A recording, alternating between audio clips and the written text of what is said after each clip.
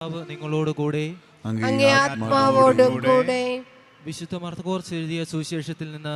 കർത്താവേ, അങ്ങേക്ക് മഹത്വം. അക്കാലത്ത് യേശു കഫർനാമിലെത്തി. സാബത്ത് ദിവസം അവൻ സിനഗോഗിൽ പ്രവേശിച്ച് പഠിപ്പിച്ചു. അവന്റെ പ്രബോധനത്തിൽ അവർ വിസ്മയാഭിതരായി.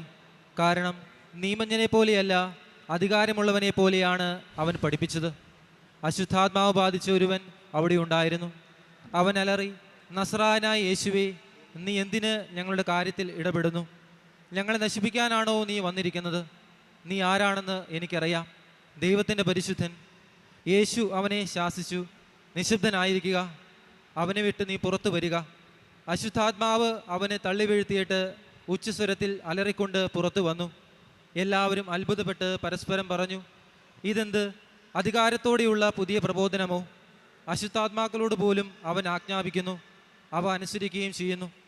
അവൻ്റെ പ്രശസ്തി ഗലീലയുടെ സമീപ പ്രദേശങ്ങളിലെല്ലാം പെട്ടെന്ന് വ്യാപിച്ചു. കർത്താവിൻ്റെ സുവിശേഷം.